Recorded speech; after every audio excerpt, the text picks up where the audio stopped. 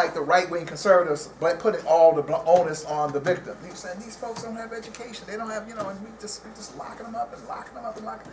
I mean, he was saying personally, this was not satisfying. This is not what I want to do. And so, if you understand, if ultimately, and this may be a little esoteric, but ultimately the struggle is about transformation. It's not just about, for me, I mean, King says it may not happen in my lifetime, but what I've been struggling for, and like you say, it's evolution, not revolution, inch by inch, is how do we create a new vision, a new paradigm? And so if we're able to begin to get these relationships worked out, where prosecutors are looking at things differently and all, I mean, that's an important kind of shift.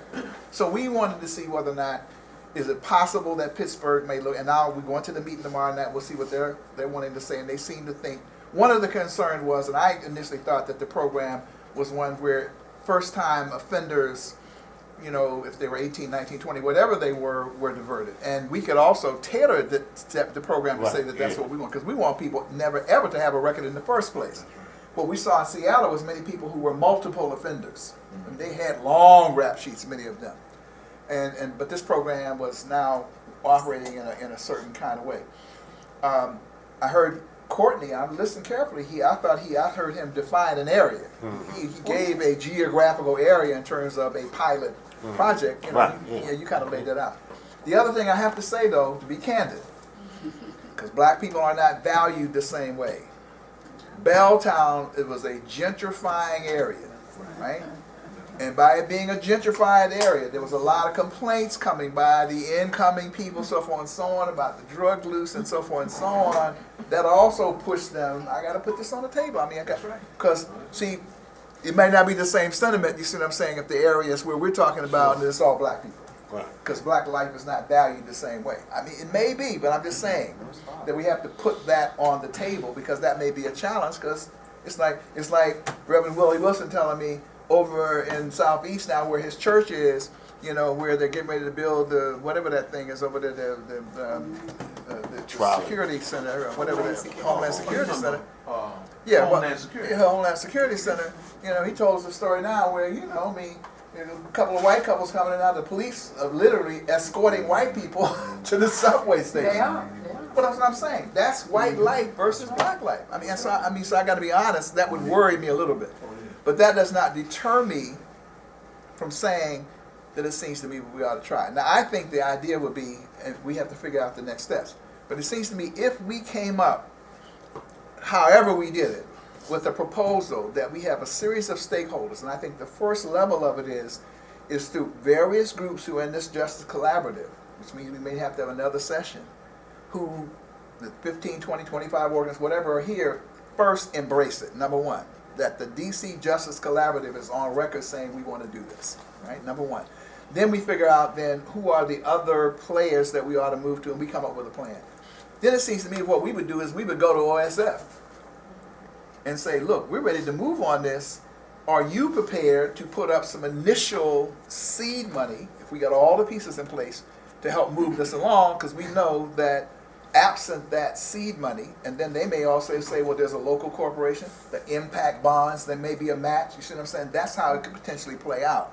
And it might take a little time to get this done, but I think it seems to me that's a strategy that we need to take. But the first thing is to make sure that the organizations, who are here, and some of them are not here, that Charles is not here, Tyrone is not here, so that we, have a conversation, which means that we have to come back again just on this to say we're all in it, because then the DC Justice Collaborative would be embracing it, and saying this is something we want to move on. Then we have to figure out then how do we approach the other stakeholders in a respectful and principled way that doesn't have everybody nervous about who's going to get funded, because that gets very, and that can get people, they get all nervous about territorial stuff and all that, and this stuff. And how do we get this going? And I think the Lawyers Committee study is a good point of departure, because I would suspect that a lot of those arrests are happening in 7 and 8 in these areas. And that becomes a good leverage point of saying this is how we ought to move. So I don't want to, because we are already at 8:30, and I need to make a couple of announcements before we move. But I wanted to say I think I would want to record that as an approach to try to move this forward if people around the table feel that that is a reasonable way of moving. So can we get a yay, nay, or amen? Amen. All right. Okay, now quickly, and we'll be closing. There's some things that we didn't cover, and we'll have to figure out when our next meeting is, because we got a lot of, IBW as an organization has a lot of stuff on our plate.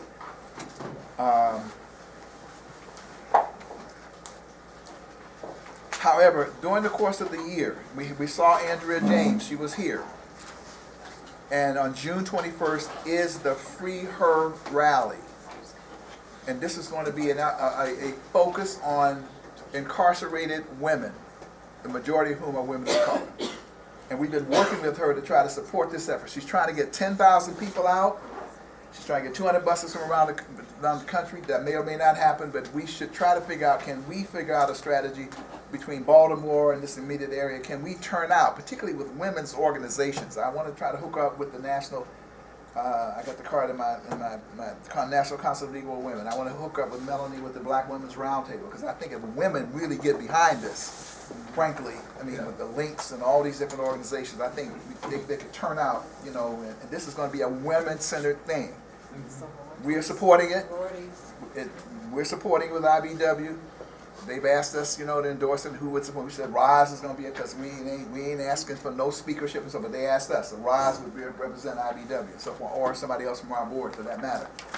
So that's one thing we want to keep on you. And then on, you know, last year we did the Day of Direct Action. This year we're not doing the Day of Direct Action.